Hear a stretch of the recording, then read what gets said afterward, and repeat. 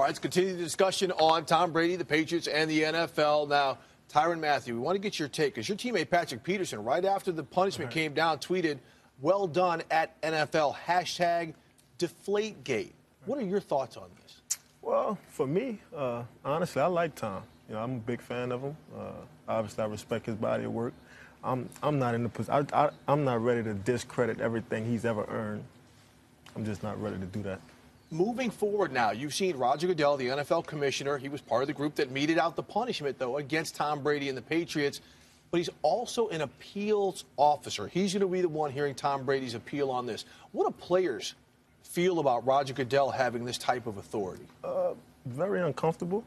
I think naturally, you know, me as being a player, you would want someone who doesn't have anything to do with the league and doesn't have anything to do with you to, you know, to oversee your case. I mean, I don't think you want the same person that gave you the punishment to hear you appeal. You know? Yeah, I think that's an interesting situation because I go back several years ago, and I remember when we had a rash of players who were getting arrested, and I remember the commissioner gathered a consensus among players. What should we do about it? He brought players into the process, and the players, you know what they said? Commissioner, we want you to handle it. Yep. Even the teams didn't want to handle disciplining their own players for fear that maybe players wouldn't re-sign with that team when they were embarking upon free agency. And everyone, from the teams, from the clubs to the players, they asked for the commissioner to take this position. And now everyone is sort of barking that he's got too much power. So I think we all need to take into context on how we arrived at this position. Quickly, remember the players now.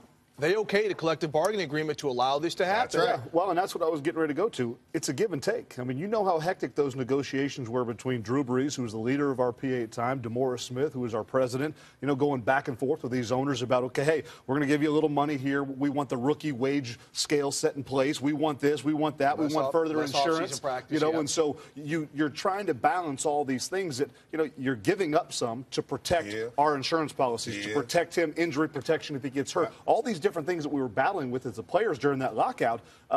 It was a tough give and take situation, but in the middle of that lockout, to second, you know, Ty's point, you know, Roger was standing before us as ball clubs and trying to be this so-called independent voice. Well, the players in the NFL are smart. We know that those owners hired Roger. So in the middle of the lockout, he's trying to wage this kind of battle of, hey, guys, I'm for you, but I'm for the owners. Roger's just in a tough position. Yes, the players and DeMaurice Smith gave him the power to I guess, judge or rule over this. But it wasn't like we just wanted to give it to him. It was something in a give-and-take situation where we were trying to say what's best for the players, what's best for the NFL, and we came to a happy medium. And this is one of the things that the players just have to live with. They got to take it if they're willing to negotiate it.